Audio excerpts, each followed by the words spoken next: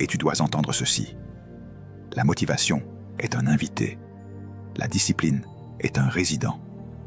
La motivation vient quand elle veut. Elle repart quand elle veut. La discipline habite chez toi. La discipline travaille quand il pleut. La discipline travaille quand tu es fatigué.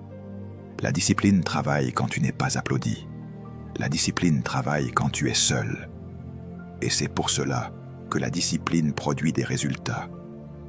Parce qu'elle ne dépend pas des conditions. Aujourd'hui, si tu veux une rupture réelle, tu dois déclarer la guerre à tes excuses. Pas avec une colère humaine, mais avec une décision ferme. Tu dois arrêter de donner une voix à tes humeurs. Tu dois arrêter de négocier avec ta paresse. Tu dois arrêter de justifier tes retards. Tu dois arrêter de romantiser tes distractions. Tu dois arrêter de te raconter des histoires. Parce que ta vie suit l'histoire que tu te racontes. Alors je te donne une correction simple et tranchante. Quand tu entends en toi « je n'ai pas envie », réponds immédiatement. Ce n'est pas une question d'envie, c'est une question d'ordre. Ce n'est pas une question d'humeur, c'est une question de mission. Ce n'est pas une question de confort, c'est une question de destinée. Et quand tu réponds ainsi, tu reprends l'autorité. Tu ne construis pas ta destinée avec de grands moments, tu la construis avec de petits schémas répétés.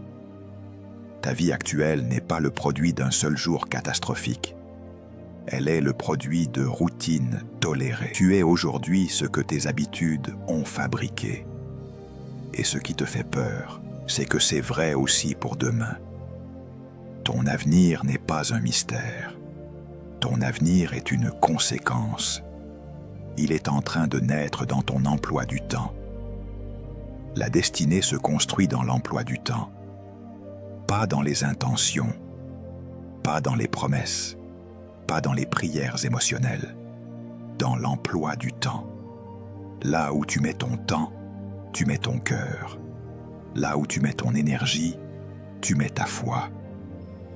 Et si ton emploi du temps ne reflète pas ton appel, c'est que tu n'as pas encore cru à ton appel. Parce qu'on protège ce qu'on croit précieux. On investit dans ce qu'on croit réel. On s'organise pour ce qu'on croit important. Tu dis que tu veux changer, mais regarde tes matinées. Tu dis que tu veux grandir, mais regarde tes soirées. Tu dis que tu veux réussir, mais regarde tes habitudes cachées.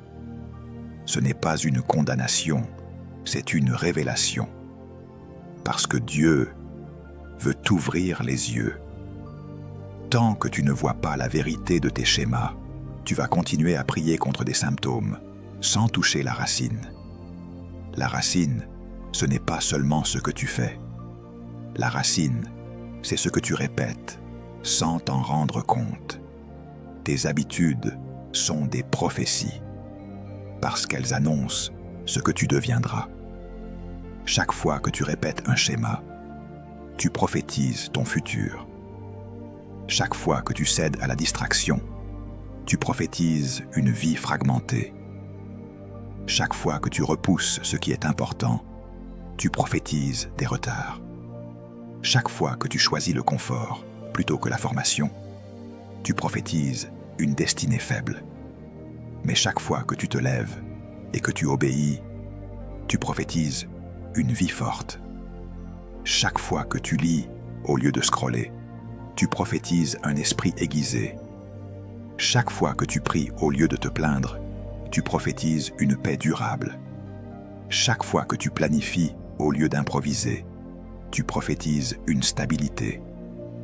Les schémas quotidiens créent l'avenir. Ne te trompe pas. Le futur n'arrive pas d'un coup. Il s'accumule. Il se construit en silence. Il se construit quand personne n'applaudit.